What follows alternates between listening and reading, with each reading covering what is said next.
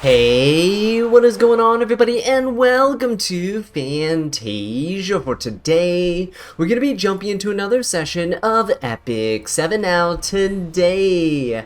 Got some more Guild Wars for you guys. This time around, we're going to be testing out Summer Break Charlotte because I think that she has a ton of potential for looping around and just absolutely decimating your opponent with a lot of combat readiness gains, right? We'll go into the team once we jump into the actual matches, but before that, of course, we have the joke of the day. My wife said if I don't get off Epic 7 right now, she's going to come over and smash my face in the keyboard. I laughed and said,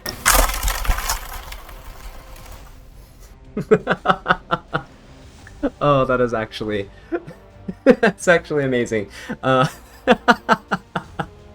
Alright, without any further ado, let's go ahead and jump right into this. So let's go ahead and get started with our actual matches. The first one is going to be against this central tower, and it's actually a pretty interesting defense team because it is a pretty aggressive one with a Lone Wolf Para on the other side. Now, this is a little bit risky, I'll be honest. If he outspeeds me, I think I'm dead, but I think I'm pretty confident in the speed of my own Lone Wolf Para.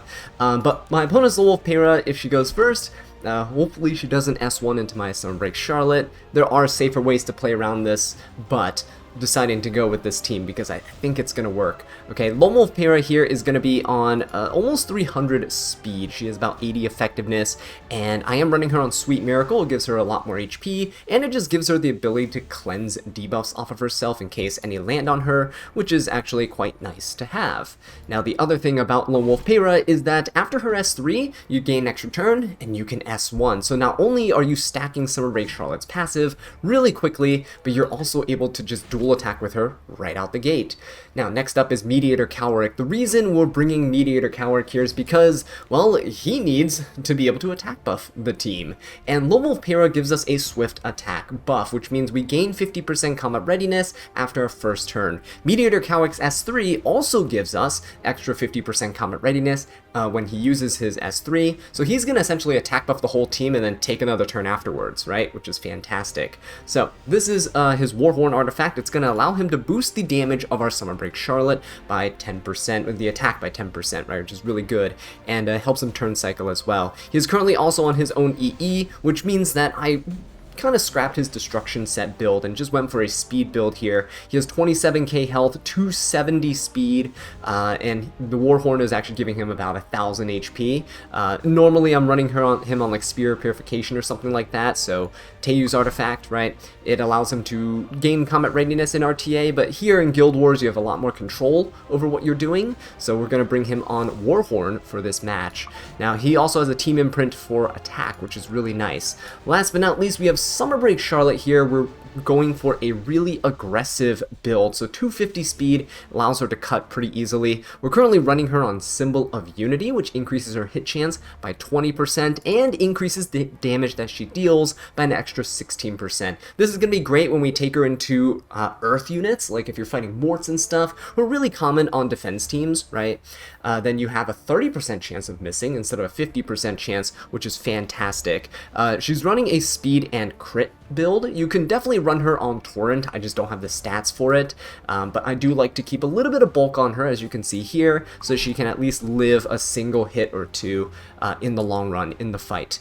So with her passive here, right, we're going to be able to get this enhanced dual attack skill, and that's the main thing that we're centering this team around, with ML Para getting the extra turn with her S3 and then going for an S1, with Mediator Cowrick taking an S3 and then the swift attack buff giving him an extra turn to essentially go for another S1. Like, you're going to have so many enhanced dual attacks that you're going to be able to essentially like cleave your opponent in sort of slow motion. We'll get to that. It's going to be really cool to see it unravel, but without any further ado, I mean, why not just put these theories into practice?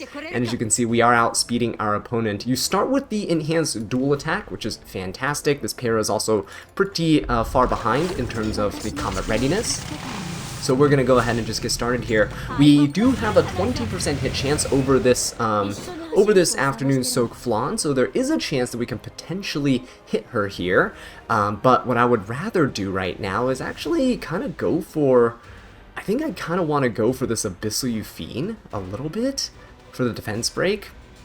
At the same time, I really want to hit this Lone Wolf Pyrrha, so let's just go for this. There we go. The Sunbreak Sharklotte is able to push up our combat readiness, right? So we don't really care about this Lone Wolf Pyrrha right now, which is pretty good. The only thing I would say is I might actually... Ooh, do I want to go for an S2 here?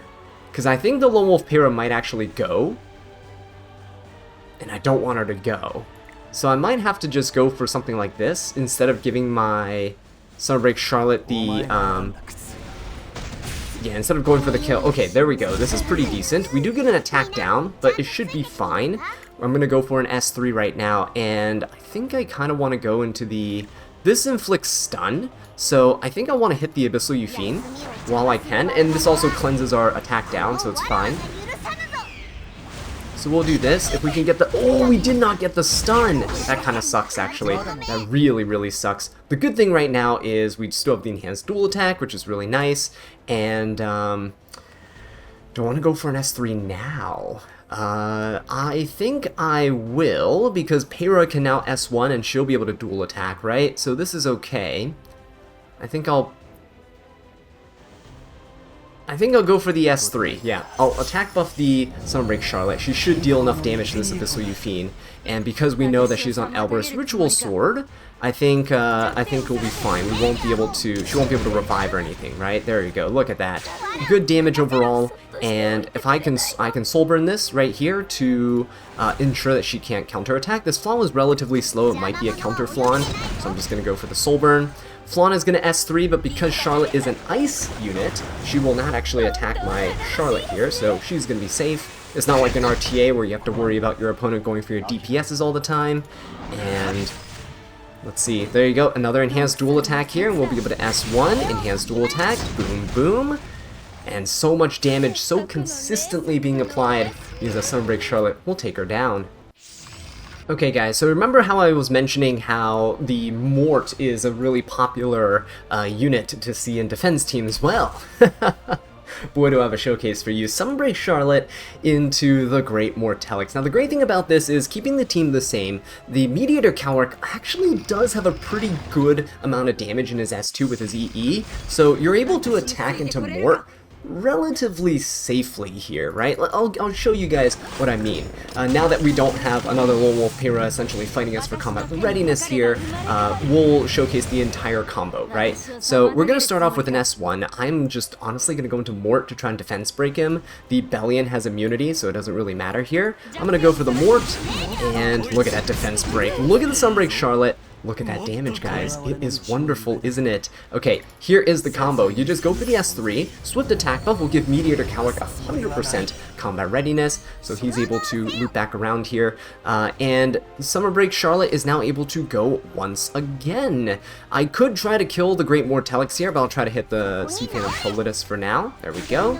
And look at that, another enhanced dual attack. So at this point, honestly, I might just finish off the Mort right here. And boom, boom. Very nice. Right, he goes down. Actually, he's actually not on Holy Sacrifice. Okay, so if he was and he came back, I could potentially hit him with the Sunbreak Sharklotte, but let's just go ahead and hit this Bellion instead. And there you guys have it. It's pretty good. It's pretty clean, right? Not too shabby. So let's continue on with our Guild Wars here, and we're going to be jumping into a pretty, well, difficult team to manage, if that's a way to put it. Sunbreak Sharklotte is going to go up against two Earth units here, right? The Great Mortellix, and of course, Young Senya. They tend to come as a duo nowadays in Guild Wars, if you haven't noticed. But she still has a pretty decent matchup here. Nothing is changed about her build. She's still on her artifact here with the Symbol of Unity for the extra hit chance. That means usually you have a 50% chance of missing on elemental disadvantage. But against Morts, against Young Senyas, there's now a 30% chance to miss, which greatly increases our odds of hitting. Now, the other thing is, we're going to be bringing in New Moon Luna to kind of seal everyone's passives, right? No one on the other team is that fast, which is a good thing. Young Senya can cleanse all of these debuffs, but hopefully we'll be able to gain enough momentum to kind of prevent that from happening. But New Moon Luna is coming in with Taga Hell's Ancient Book. We're going to Soulburn at the start of the match. We're going to get rid of the Afternoon Soak Flan's immunity. We're going to, her evasion, And we're going to get rid of the Great Mortelix's ability to counter and all that good stuff. Same thing with Young Senyan hitting her so she doesn't retaliate against us, which we definitely do not want because she'll probably end up killing Sharklotte. But we're going to expedite our kind of aggression here with Eligos. He's actually a really good unit to bring along with Sunbreak Sharklotte because of his S1. When you S1 with him, he's going to dual attack with the Sunbreak Sharklotte because of her enhanced dual attack. And if she kills somebody, then Eligos' passive will proc, and that's going to be amazing for setting us up for some really nice damage on subsequent turns, right? We're running an offer you can't refuse on him right now, which is good for extra damage, but also the ability to push up our team's combat readiness. Mine's not maxed, but if you pair this with some Sunbreak Sharklotte, well, so now you suddenly have a good chunk of combat readiness boost that you're giving to the entire team. But yeah, let's go ahead and jump in and see how this plays out. Really excited because Eligos is a great unit. So, let's see what we can do in practice. We are going to be going first. Ooh, it's actually a relatively slow team. I like this. I like this a lot. Now, a lot of people do tend to build their Morts and stuff a little bit on the slower end to get more HP, right? A lot of people also tend to pair Young Senya Mort and stuff with Harsetti. You can't really pull off the team I have here with a Harsetti on the other side, because you definitely need to go first for the seal. But this is playing out pretty nicely right now. I think we can go ahead and... do we get rid of the Flan first? I think we... Ooh, actually, you know what? I think we get rid of the... I want to get rid of the Great Mortelix, but I think the only way to proc a kill here is by going for the Flan. Yeah, there we go. Decent damage here, not bad. We're going to go for the S3. Let's finish off the Flan so that we can proc the Eligos, and then Eligos can come in and we can deal a ton of damage that way, right? So we're going to come in here with the S3, finish off that Flan. That's actually a ton of damage there. Look at this greater attack buff Eligos, right? Going for that damage. Beautiful stuff. And I will honestly just go for the defense break on the Mort. The S2 splash damage will finish off the Young Senya. Right, boom, look at that. And at this point, I can just go for another S1 to dual attack with the Sharklotte. Look at this. Right, finish him off. Boom, easy peasy. And actually, he is not on Holy Sacrifice. So there you guys go. If he was, you saw my team was already looping back around, so we would have had another opportunity to take care of him before he even gets his first turn. Eligos is just fantastic for all the momentum for your team. So let's move on to the next match over here, where we're going to try to open up this central tower by fighting one of these supporting fortresses on the side. By going into this team here, I'm actually going to challenge the top team. It's a little bit of a risk, I know. Going into a bystander Huayang is always just RNG, right? When we deal enough damage, she's going to jump into us with her S2, and I'm just hoping she does not hit our Summer Break Sharklotte. This is probably not the best place to be taking her, but hey, I kind of want to see what we can come up with, right? So let's try this with C-Fan and Politis here. I am going to be running her on Spatial Temporal Fan, which is going to increase our effectiveness by a little bit. It's also going to allow us to stealth somebody on the team, which could be kind of nice. I think it's going to be Straze because he has the highest attack. But yeah, C-Fan and Politis is running up just shy of 300 speed, but I should be going before this ML Shoe. Most ML Shoes are not faster than 290 for the most part. Right, so we're going to also bring in the Straze here. He's going to hopefully take care of the highest HP unit on my opponent's side, which might end up being the Shoe. I'm hoping it's actually the Arunka. Some people build Arunka as like a 30k HP tank instead of focusing solely on the defense stat. But yeah, this is our Straze here, running him on Benimaru's Tachi for the additional attack buff that he's going to get at the start of his turn, which should help quite a bit in terms of, you know, one-shotting, especially with the rage buff from our ML Politis. Sunbreak Sharklotte here is mostly going to be a support unit and gonna kind of act as cleanup, right? She's going to be really decent for that. But let's go ahead and give this a shot here. We're going to go for the S3. The ammo shoe is actually really fast. So let's start off with this. And hopefully we push her back enough. There we go. So Straze can go and do his thing. Now again, if this Huayang attacks into my Sharklotte, we're kind of screwed. But let's see if she can jump into the Straze or my ML Politis instead. That would be fantastic. Ooh, there you go. Got rid of the Boss Arunka, who was the highest HP unit. Hopefully the Charlotte doesn't die here. There you go. Going into the Invincible Straze. It's actually fantastic. At this point, I could go for an S2, or I could, in this case, just go for an S1 here. Look at this. We're going to deal some extra damage. Boom, boom. Right, Charlotte's going to come in. We're going to try to clean things up. I'm going to go for an S3, just because I can. Single target damage, right, going to do quite a bit. And then we're also going to be able to dual attack here, right, with the enhanced dual attack. Oh, whoops, sorry, it's going to dual attack with the Straze, the highest attack unit, but that's all good. Same thing probably would have happened regardless, but look at that. Coming in here with the Summer Break Charlotte, just cleaning things up. Is this recommended? No. So continuing on with the Summer Break Charlotte showcases, let's go ahead and jump into this tower where we have two really fast and aggressive teams. Also, it looks like this tower's been doing pretty good on defense. Now for this first team here, we're going to be going super aggressive because my opponent even has a speed imprint in the form of West Wind Executioner Shuri on their defense, right? So I'm going to bring in the unit that guarantees a first turn here, and that is going to be Zio. Zio is going to be absolutely fantastic here by allowing him to essentially always go first. There is a chance he can get outsped, but we'll get to that in a second.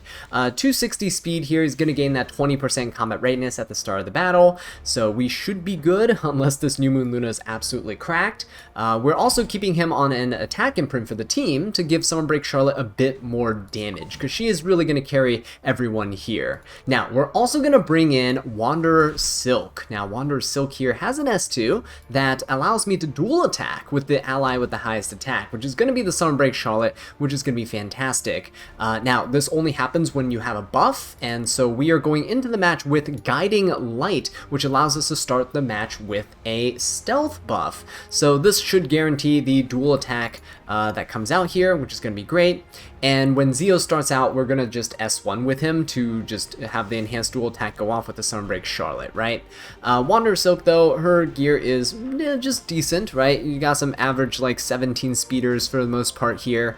If you average out all the speed, I think it's like 18 speed per piece, so it's not terrible. It's very manageable. And Wanderer Silk is also a speed imprint for our team. 14 speed for the top unit and the frontline unit, right? So here, we're going to see Summer Break Charlotte and Zio both get the imprints here.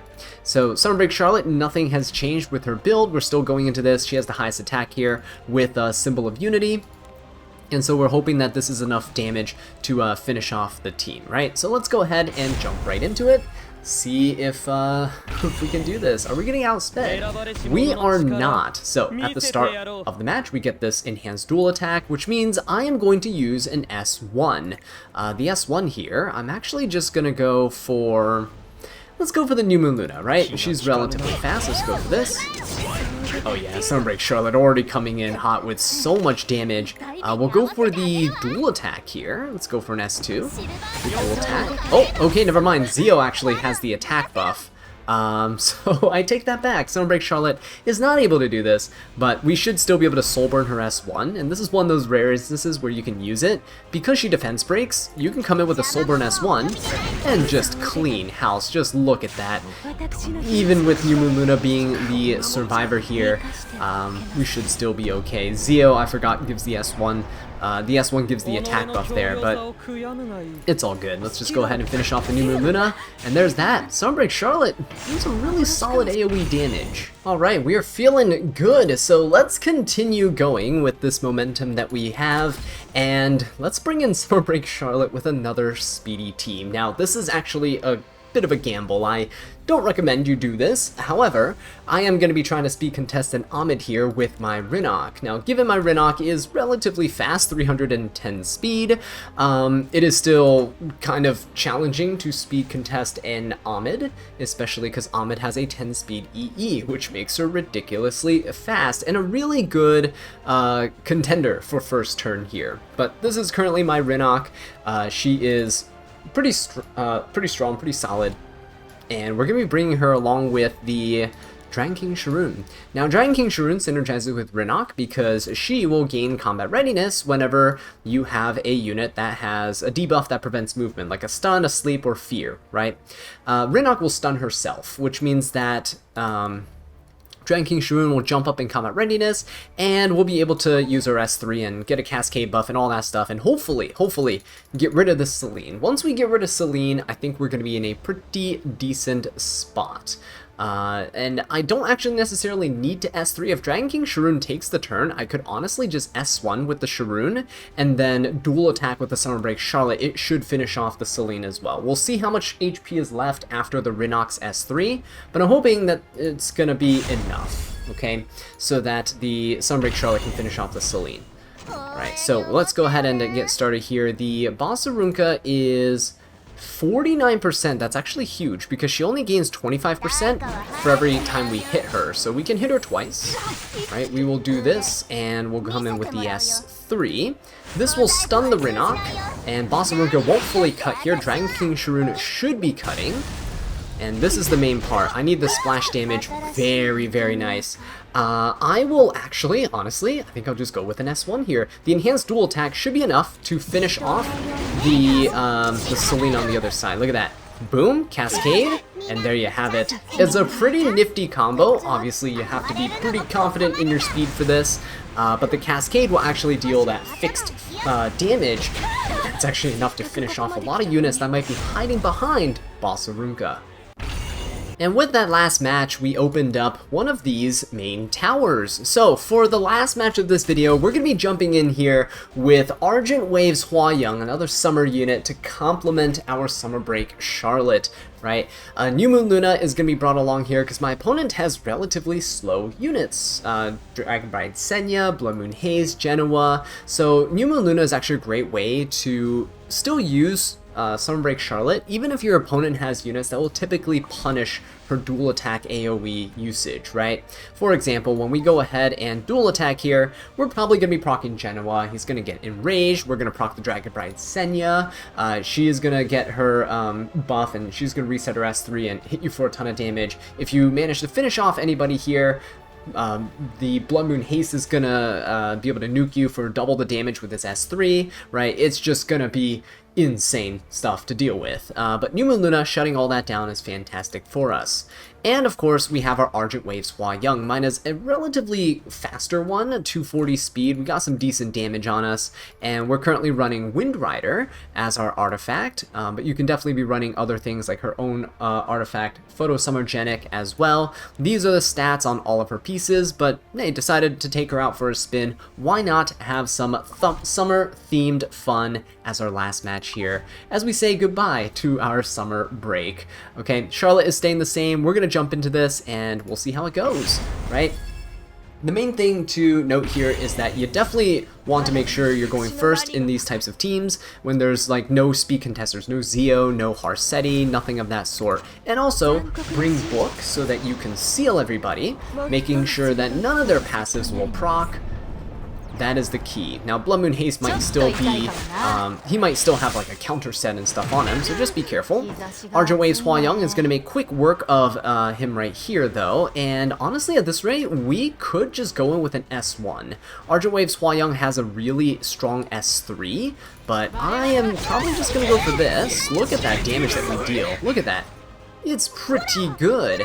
And I think what I'll do is, because we actually... Look at this, we have decent combat readiness right now. I will go and finish off the Blood Moon Haste, probably. I'm a little bit afraid of the Genoa. Well, the Genoa is gonna S3 here into our New Moon Luna anyway, and it should not kill, it should be fine. There we go, he's gonna S3. That's a lot of damage, very nice. Okay, so we're still good. I will come in with an S3 here. We should be able to finish off the Genoa with the splash damage. And we'll probably end up losing a unit here, which is fine. The New Moon Luna will probably end up going down. Yeah, there we go. But that's kind of to be expected. I should have, honestly... Oh, wait, we somehow survived. We should have S3'd with Hua-Young, but I really wanted to do the dual attack with the Summer Break Charlotte. Let's do the same thing here. Finish things off with Charlotte herself. And there you guys have it. A beautiful end to a beautiful showcase. And so let's go ahead and take one last look at Summer Break Sharklotte and all of her stats. I currently have her at triple S imprint, and she is running Symbol of Unity. I think I believe I have her, yep, at plus 15 for skill enhancements as well, and she's running a speed and crit set. You can obviously be running Torrent on her if you really want, and personally, I actually believe that you can have a lot of fun running her with like a Lifesteal Unity set, or Lifesteal Immunity, Lifesteal Torrent, something like that. And on a slower build, right? Make her way bulkier, near like 18k health and stuff, have a bit of defense on her, and carry some damage. You just sacrifice all of your speed, and I think she could still work. She doesn't have to be the unit that takes the next turn. When she does her dual attack and pushes up your team by 20% combat readiness, you can be pushing up other units, right? And they can be units that take extra turns and turn cycles your team, which allows her to get more enhanced dual attacks. So she herself doesn't have to be the one to cut. She can just act as a bridge, pushing up the rest of your team to take turns before your opponent. But anyway, with that being said though, guys, thank you all so much for watching. Let me know what you think of Summer Break Sharklotte in the comments section down below. Would love to hear your thoughts, and what potential teammates do you use with her? Thank you so much for watching, and I'll catch you in the next one. Take care.